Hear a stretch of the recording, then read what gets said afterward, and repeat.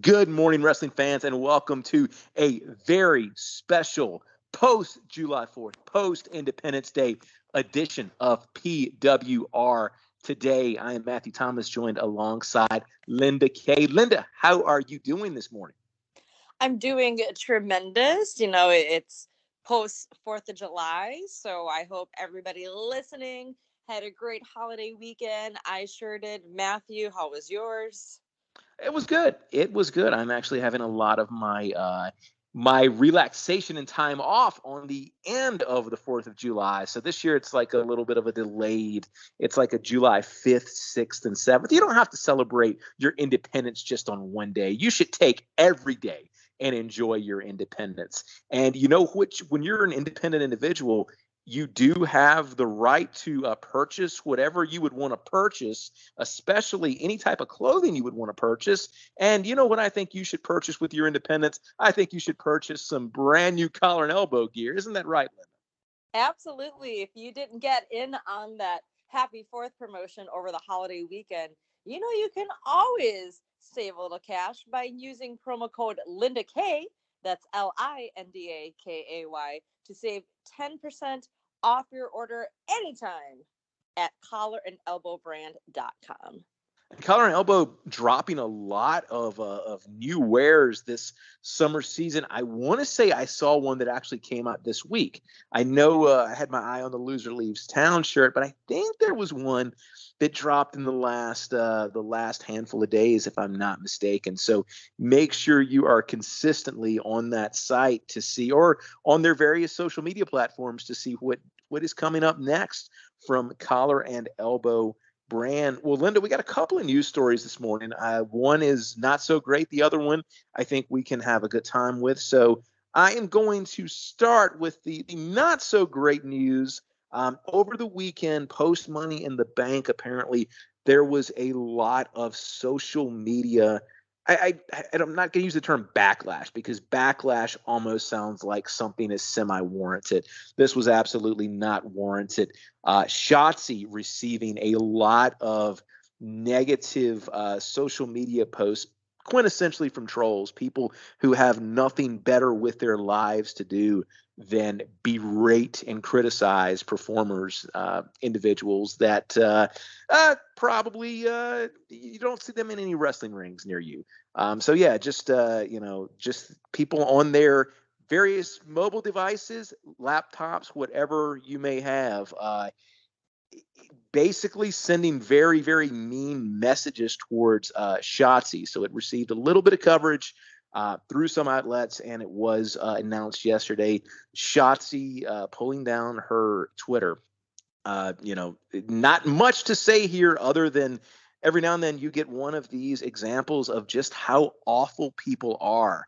And, we've got all of this technology at our fingertips with you can really find out anything you want to know about anything within seconds on your phone or on your laptop or whatever you're using. And this is how people use it. Linda, your thoughts on this very unfortunate situation? Yeah, I am always for happiness, positivity. If you don't have something good to say, don't say it. Unfortunately, with social media, you're still gonna get that. Okay, that happens fine. But I hope anybody, of course, Shotzi as well, who I thought did a tremendous job. I don't know what was all said, but in any type of match, let alone a ladder match, things may not always go as they're supposed to. And understandably, that is a different element in a regular wrestling match. But even so, in a wrestling match, things happen. So again, not really sure what was all said, but obviously it was enough to affect Shotzi. I hope she can come around with this. Like, don't listen to them. Come on, like I think she's tremendous, great worker, sweet. Like, I hope that it was just, sometimes it's things just bother you so much. Or like, I just got to step away from it. Whether it's Yeah. just taking the app off your phone, not looking at it, putting it on silent, or removing it for a little bit. But I hope she comes back strong. Shotzi, you are strong. So that's just, everybody, peace and love. All right. Shifting to something a little more, a little brighter to talk about. So we were alerted to this yesterday by another journalist on this very platform. Apparently, there has been a slow build in the works for a SummerSlam match for, let's see, 1922, almost 13 years now. One of our announced matches that we had a little bit of an advancement towards after Money in the Bank the other night. Happy Corbin and Pat McAfee. Do you know these two were apparently roommates when they were both playing for the Indianapolis Colts in 2009? Linda, this is a match like 13 years in the making. Yeah, that is the true meaning of slow burn. In the world of pro wrestling, it's been happening. Who would have thought all these years? I mean, I would compare it to maybe my dorm mate at the University of Wisconsin Ooh. my freshman year. Who would have thought all these years like we would be in a wrestling ring in a wrestling match, let alone at SummerSlam? So that is crazy thing to see come about, whether they were actual roommates or obviously we see here that they were on the team at the same time. But I did see some of those pics or memes or whatnot come out, and I'm like, that is tremendous. That is insane, but that really plays out to everything. So I foresee with a couple weeks happening leading up to SummerSlam that I almost said Summerfest. That's happening in Milwaukee right now. Excuse me, SummerSlam. That we're going to get this brought up in some of the various promo packages. Linda, did you get along with your dorm mate? I did, absolutely. I did. And I know I can't say the same for some of the other people that were on our floor, but I went in blind. So I know some people requested to go, with maybe like someone from their high school that both got accepted to that school. It was me and just two other guys. So we obviously, I mean, unless it was Chase U, I couldn't be in the same dorm room as a roommate with a male. So I was paired off with somebody, a town not too far from me. And while we were opposites as far as personalities and music, we meshed really well as people. So I'm still friends with her via social media. Matter of fact, it was a long time ago, my freshman year. I can't say the same for myself. I had a dorm Oh. mate that I had a habit of borrowing, not clothing per se, but clothing apparel. Like I had a cap that I would find that I would occasionally find it would come up missing, and this gentleman had helped himself towards wearing my cap. And I've got a pair of sunglasses that still to this day are unaccounted for. It kind of makes me wonder. So, if any of our listeners have a lead on my missing sunglasses from around 2003, just drop me a line at the Real M Thomas, and we'll see what might be a little reward money in your future, whatever the appreciated value of a pair of 2002, 2003 Ray-Bans are going for these days. I wonder, is that do Ray-Bans appreciate based on the year make? You think, Linda? Perhaps I never quite thought about appreciation or depreciation value. Is that what it is with cars? Or I guess well, it used to. So here's the thing with the car industry. It always used to be that the car would depreciate as soon as you drove it off the lot. However, in the last year and a half or so, the used car industry has just been completely turned on its heels, and you are seeing appreciation of used cars due to, I believe it's largely a supply and demand issue, but I think it has to do something with the chips that they use to make new cars. You've had a lot less new cars being made, so that's driven the used car market through the roof. So it's worth any of our listeners out there, if you haven't had your car appraised in a while, it's good kind of playing the market and seeing what your car might fetch you. perhaps. This has been Automotive Talk with Matthew Thomas and Linda Kay. I hope you enjoyed this episode. We are actually going to talk about something else that occurred last night, NXT's Great American Bash. Not a Peacock Network exclusive, so there were no PWR draft points accrued on this show. But however, a fun event nonetheless. We would start off with the NXT Women's Tag Team titles on the line. Roxanne Perez and Cora Jade going up against Toxic Attraction. We went back and forth on this very program last week, with a lack of women in the women's tag division on the main roster. Were we going to see Toxic Attraction drop the belts and maybe shimmy their way up to the main roster? Where they're headed, we don't know, but it was in fact Roxanne Perez and Cora Jade with the win of the NXT Women's titles to kick off the show last night, Linda. Yes, a great start to the show. You did call it if they are brought up to the main roster soon. I think I went in more thinking that it would be Toxic Attraction still being the sole champions as far as the NXT women's titles, but nope, that did not happen. But hey, there is a ton of momentum with Roxanne Perez and according to Cora Jade as well. So they look great as a tag team as well. I mean, not just their gear, but them just standing next to each other when they were holding the titles up after. Yeah. They look really good, and real life chemistry as well. And hey, if Toxic Attraction stays on NXT, they are already established as a stable. So I think that their reign, really served the purpose, and they can, really go either way at this point. Our second match of the night would feature Wes Lee going up against Trick Williams, who was he was decked out in some boxing gear last night, Linda. Yes, giving praise to his idol, Ali there. I loved the Trick Willie on the shorts. But yeah, I'm a fan of Trick Williams, though. It's great to see him in his solo element. Yes. We've seen him, again, not solo Sequoia, but Sequoia, excuse me, not Sequoia.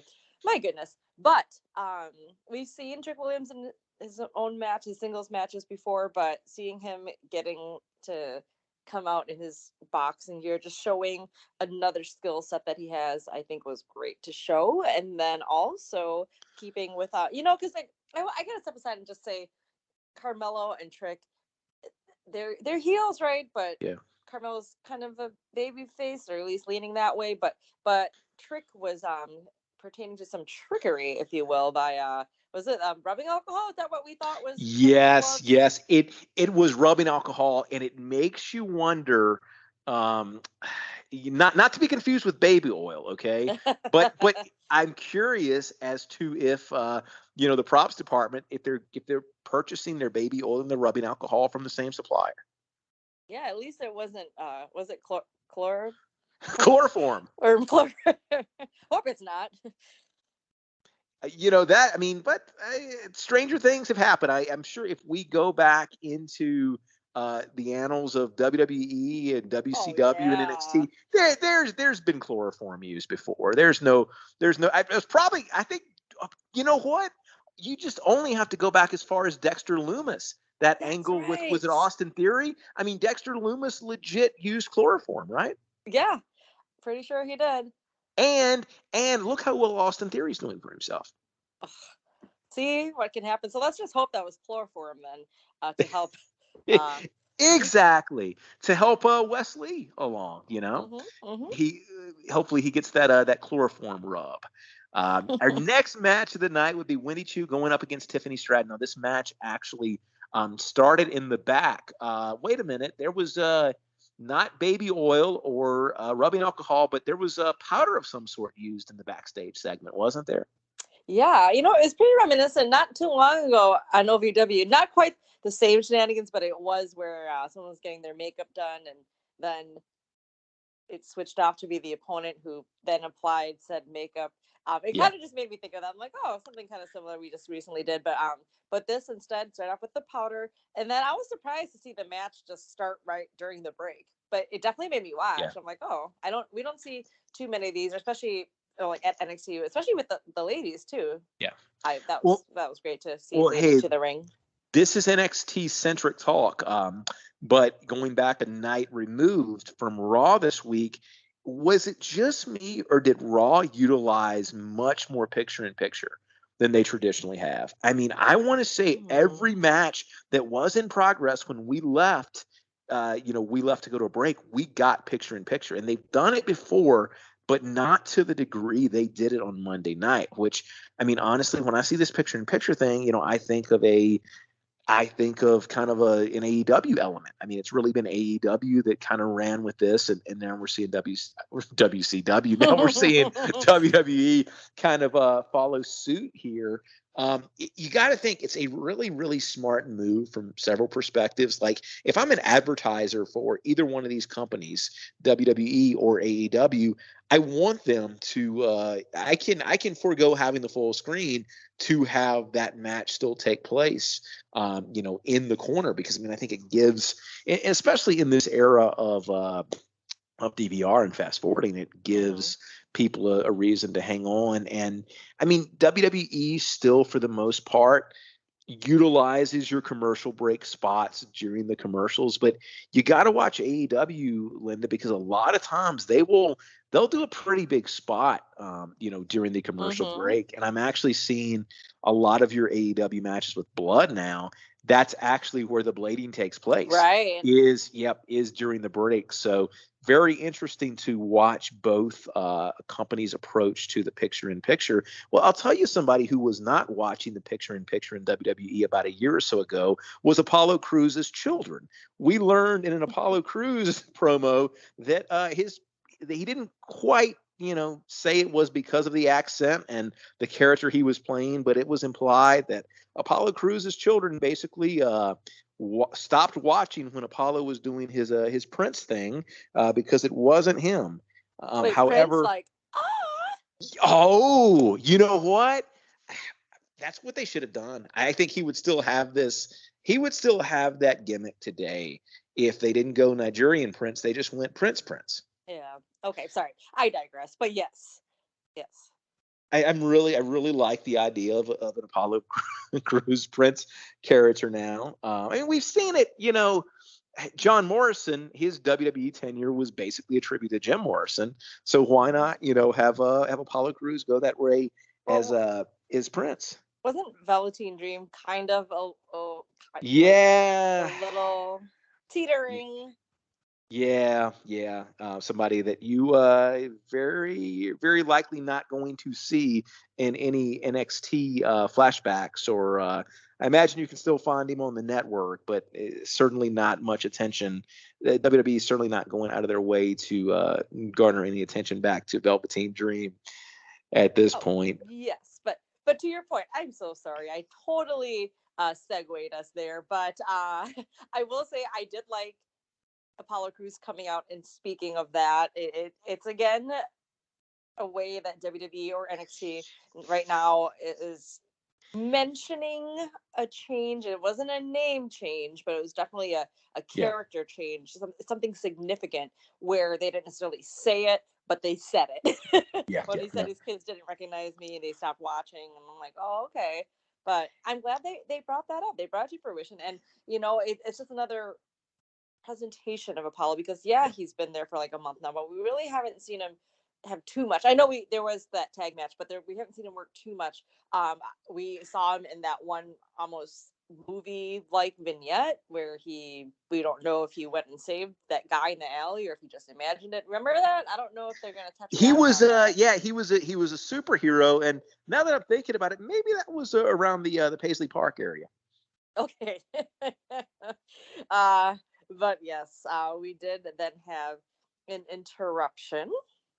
Yes, Giovanni Vinci interrupting because Apollo was talking about all the people he wanted to work with, and he did not mention his name. So that moved pretty quick, and we have a match between the two next week. So this will be one of the first Apollo Crews matches that we have seen since he's been back in NXT. But I think the Apollo Crews NXT thing can work in a lot of ways, because Apollo, no matter what they shifted him to on the main roster, he's been on the mid card of the main roster for a while. And just the presentation of seeing Apollo Crews in a smaller setting where people are very, very vocal about having him there and very appreciative, I think is a really good reset for the character. We would have the North American title on the line last night. Grayson Waller going up against Carmelo Hayes. So we get to see Carmelo and Trick out once again. And it would be Carmelo Hayes with the win. Grayson Waller, not distracted per se, but he kind of got caught in the crossfire between Wes Lee and Trick Williams. And just that slight delay allowed Carmelo Hayes to pick up the win. Yeah, I'm happy with this. I think Carmelo Hayes is the A champ. and that title needs to stay with him. I think he can carry it for quite a while and just keep elevating that title. I wouldn't mind seeing a bit more Carmelo Hayes and Grayson Waller, though. They put on a great match. They both have charisma and both are great on the mic. I think we can keep this one going, especially since Grayson inadvertently got distracted, even though that's okay because he does tend to cheat sometimes as well. So I think we can definitely move further between the two of them, just like we can move further between Wesley and Trick Williams. Absolutely. So this was about halfway through the show last night, but we had this segment where, for full disclosure, I was a little bit behind, so I was doing some skimming, and I saw this thing that didn't look like it was part of a commercial break. It looked like it was part of WWE proper programming. Just said scan here and was a QR code. Now, I almost started not to but maybe they were going to try to sell me a shirt or something. But you scan the QR code and it simply says 8, 10, 11. Now, my first thought was, is this a date? What happened on August the 10th of 2011? And the internet told me it was a Wednesday. So the time they wouldn't have been necessarily running, any WWE programming. But then I went back and looked at it closer, and it wasn't just a period like you would get to separate a date. It was a colon, like not like the Oregon, but 8, 2 dots, 2 dots, 10, 2 dots, 11. I might have put an extra 2 dots in there, but so it looked like it was a timestamp. And so as we got close to the end of the show, I'm like, all right, there's a 6-minute overrun. Are they telling me something's going to happen at a 10-minute overrun in 11 seconds? Didn't go that long. Still have no idea what this was. But Linda, you have any thoughts whatsoever on this cryptic QR code? I'm glad you sent me what you saw because I too saw it, but I was putting some food, my leftovers from the holiday away. I had it all on my counter, and I even said to you, I'm like, I gotta clear this up. But I saw it, but I just didn't have the capability, clean hands, if you will, to scan it. So I just didn't think much of it. But I'm glad you did. And I thought it was a date as well, but I got to look back at it. So if it's colons, that is nothing more of a timestamp. Yeah. Man, I don't know. And I thought you were going somewhere with it being a Wednesday night. I'm like, oh, NXT. To some extent, I'm not sure if that had anything to do with when they were on Wednesdays on the internet. Ooh, does that mean they're going back on Wednesdays? Are they going back to black and gold? Triple H, kind of, Yeah. Now way back in on the. Wait a minute. Wait a minute. What am I missing? August of. No, but it was not a date. I don't know. I'm gonna have to get the. I'm trying to think out loud now. When NXT is a separate entity actually started, because I remember going to SmackDown events in 2010 and NXT was still taped prior to SmackDown, and that was the Daniel Bryan running around playing some type of game. I mean that was the NXT game period, Right. There was still bikini contest. Yes. We'll have to do the event that I was at. It was actually an obstacle course, maybe that's what NXT is going back to. Maybe they're going back to even before the black and gold. Maybe they're going to just specifically kind of zany games, but we'll do a little bit more analysis on this and put our heads together and see if we can form a proper theory on this. Theory. Yes. Which, by the way, let me throw this out there. I was I wasn't heartbroken because I was happy to see Bobby win the other night. But my Money in the Bank for Team Nelson Mandela started by not a team member winning the women's Money in the Bank and then a title loss. But Theory did redeem himself for my team by the end of the night. So it just goes to show you, how far ahead, how many chess pieces ahead I was thinking back in April when we had that draft. And, Linda, we might have to go back and listen. I think when I drafted Theory, there was talk of him being this year's Money in the Bank winner. So I'm gonna go back to that episode and get a timestamp if we can. Yeah, I think that's probably probably what happened there. Now, we talked about a slow burn feud with McAfee and Corbin at the beginning of the show. Another slow burn we've had is what's going on with Dom and Mind. Last night, Roderick Strong and Damon Kemp going up against the Creed brothers. Would be the Creed brothers picking up the win. Not necessarily the dissolution of Dom and Mind like we thought, just kind of another chapter in the story, I suppose. Yeah, I mean, at the very end of the match, we had all four gentlemen standing in a row there, but very obvious that Roderick Strong was looking at them in a certain look, disdain. I'm not really sure, but something's a brewing there. I mean, I'm just surprised it hasn't happened yet. I mean, Yeah. I don't know.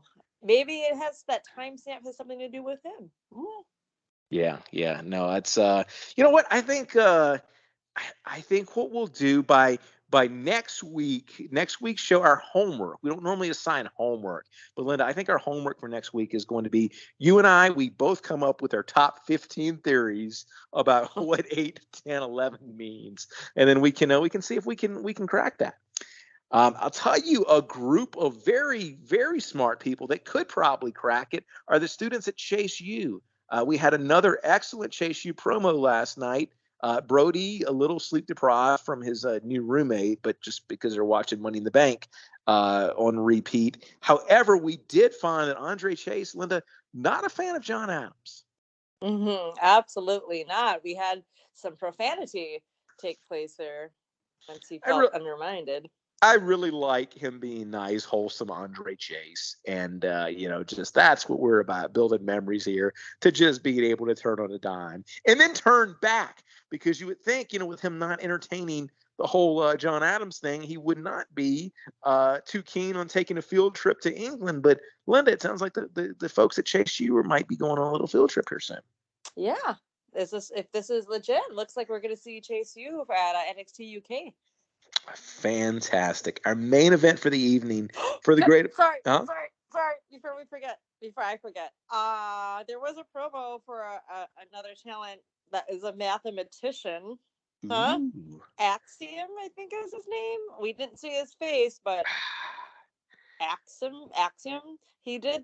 He said he was a mathematician. We saw all the math stuff on the screen, so maybe that's something pertaining to that 8, 10, 11. Okay, it is, because 8 both 8, 10, and 11 are numbers. Thank you. Interesting. NXT is just like it's like an onion. There are just so many layers to peel back, and you cry sometimes occasionally when you watch it, but there's a lot of mystery and intrigue there. Main event, Cameron Grimes going up against Braun Breaker for the NXT title. Now, I thought this was Cameron's to win, especially during the build-up over the course of the night. We saw Braun backstage not wanting to tape his shoulder up, really just kind of blowing off the medical care. And you're like, I think that, this is going to prove to be a mistake. But however, that was not the case. Braun Breaker retaining his NXT title, being attacked at the very end by JD McDonough, apparently setting up a feud between those two. But just makes you wonder. I mean, that's probably what's next for both of them. But it just kind of makes you wonder where Cameron Grimes goes to. Do we see, as we're approaching SummerSlam or getting on the opposite end of SummerSlam, do we potentially see a Cameron Grimes call up? I would hope so. I sure hope so, I should say. I too thought this was going to be Cameron Grimes coming off with the win, or whether that had been too obvious that Braun Breaker gets called up. I mean, Cameron Grimes said it himself in that in-ring promo they had not too long ago. But it was still a great match. I really thought it was going to be Cameron Grimes getting that win, but that didn't happen. So I do hope that there's something bigger on the horizon for him. He's an excellent talent. And if I'm just thinking, if we do see him on Raw or SmackDown, which show he'll be on, who to be working. But until that happens, I hope something continues further bigger for him. But as far as the attack at the end, you know what? Once they panned over to the food on the set at the very beginning of Great American Bash, I knew it. I'm like, someone's going to go through one of those tables, or there's going to be a food fight, something of that extent. But we did get Braun Breaker going to the table by Jordan Devlin, aka JD McKeva McDonough is what I've McDonough. got. Ah, thank you. Whether that pronunciation is exactly correct or not, I imagine NXT will tell us next week. Linda, were you a little disappointed? He looked great. Were you a little disappointed we never got a payoff to the opening barbecue segment? Because Monday Night on Raw, we got a payoff to their hot dog eating contest where Otis had his GI distress. So, I was kind of hoping at least they'd remain consistent here and we'd get a payoff there. But there could have been something with your guy, Ichi Manjiro. Wasn't he drinking out of that red Solo cup? Yes, he was. Whatever they were doing. Yeah. Yes, he was.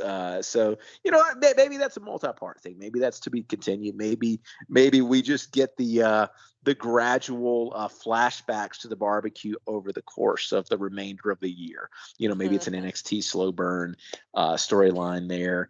Well, while we might not know what's on the horizon for Cameron Grimes, we know what's on the horizon for you tomorrow morning. Join in and listen to me and the man they call Meathead dissect NXT Dynamite, and as a throwback to our automotive talk, listen to us try to appraise the Kelly Blue Book value of the man they call Meathead's vehicle. All that and more tomorrow morning. For Linda Kay. Can I add one more thing for the Wisconsin area this weekend? It is a huge weekend in wrestling throughout. In Wisconsin, particularly with GLCW, because Matthew, did you know that this Friday, July 8th, in Grafton, Wisconsin, it is going to be a collision course where GLCW is pitted against OVW? Do you know how many OVW talent is making that trek up from Louisville for this huge event? Oh my goodness! This Friday. Are they taking their roster up? Yes, and we got to see the appreciation and depreciation, but darn it, on their vehicles once they make that 6.5 hour, actually it's a little further because Grafton, nearly 7-hour trek. So for those interested in going, it's going to be a huge outdoor show in the parking lot of Capco.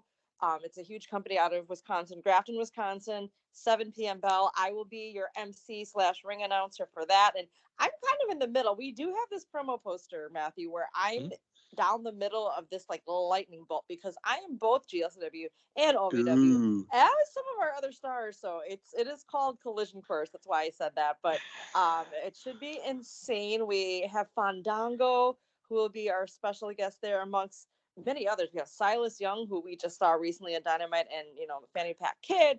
We've got OVW. We've got our national heavyweight champion Mahabali Shira coming too. It's going to be insane. So blizzardbrawl.com. Tickets start at just $5, Matthew. Just my goodness. $5. That should be fun. We're going to have some with OVW TV cameras there. It's going to be a huge deal. And then the next day, we're going to continue this GLCW and OVW. It's not going to be quite the collision course. It's going to be more of a traditional wrestling show. And when I say traditional, anything goes pretty much. But we're going to return back to Ashippun, Wisconsin, which is about an hour west of Milwaukee, for the huge Ashippun Fireman's Picnic show. It's an annual event that we do at GLCW, but we have our OVW talents there, as well as the one and only Adam Shearer, formerly known as Braun Strowman, who is going to be a part of that show. He's been a last minute addition. It's going to be huge. So blizzardbrawl.com, and the Saturday show is free at that too. I mean, come on. Oh my goodness. What a time to be in the greater Milwaukee, Wisconsin area in general. A lot of action coming up this weekend. And, we talk about how it's always right in front of you. I'm hearing this and seeing this, Linda. You're on the poster. They're right in the middle with the lightning bolt. I mean, we got to find out this weekend where your allegiances really lie. I mean, I know you probably can't tip too much of your hat, but I'm thinking if I'm a wrestling analyst, I mean, something's got to give right here. I mean, it's right there in front of you the whole time. So, on our Friday show, I think that'd be a good show for me and the man they call Meathead to potentially do our predictions for what happens this weekend. And I mean, you're gonna have to turn on somebody. So we'll see what direction that goes. But a lot of fun things coming down the avenue this week. So for Linda Kay, this is Matthew Thomas, and we will talk to you tomorrow morning.